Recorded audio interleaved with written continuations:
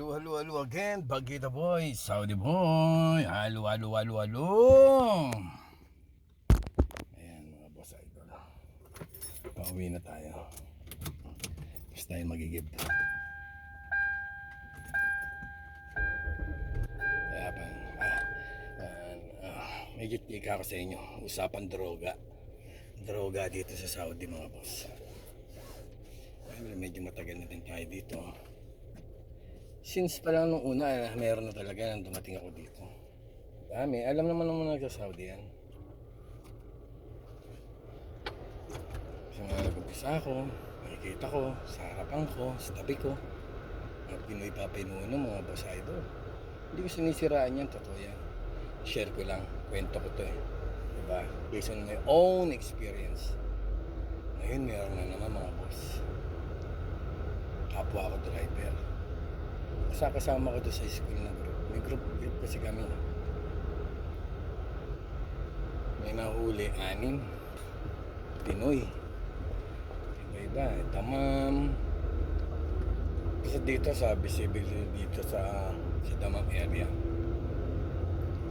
Buti yung isa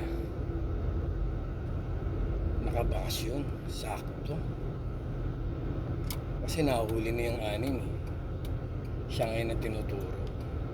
Pinuntahan mismo doon sa bahay ng amo niya. Swerte pa talaga sa kabayan. Sinabihan pa daw siya nung amo na huwag lang bumalik. Pero may return visa yun. May pabalik yun. Hindi na siya pinabalik. Grabe kaso ng droga mga boss. Sisisihan mo lahat. Kaya pala kami mga driver. Kasi meron kami kahit pa paano doon kainan eh. Na-vlog ko na rin yun eh. Pumapayat. Tuwira niya nagda-diet daw siya. Yun pala, nagdodroga. Sa ibang sa tawag doon. Sa ibang lugar naman siya yumayari. Pero hindi sinishare sa amin. Siyempre. Namimili rin. Ay pumutok na yung pangalan. Naswerte pa nga nasakto sa pag-uwi. Hindi yung uwi-uwi talaga ay nag-request na uwi. Nasakto pa sa niya. Sa vacation niya. Tapos meron pa raw siyang 7-7 na babae. Kaya pala walang ipon. Droga babae. Sa madalit salita, swerte siya. Nakauwi pa siya. Hindi siya nakauwi. Naku po. Suka lahat kung may isasuko pa siyang pera. Kulong ka pa, kaibigang ibon.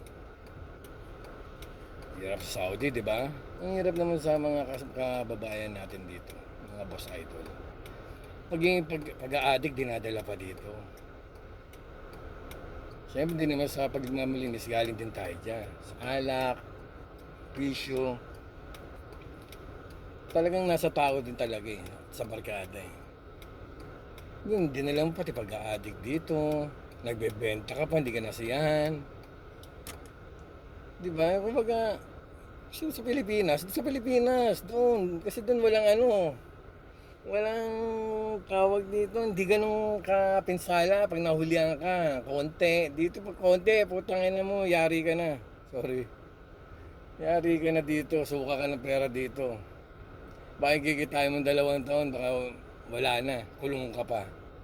Iyak pa pamilya mo, anak mo. Kaya mga kabayan ko, alam niyo na, tanda na tayo eh. Tigil-tigil din pag may time. Diba?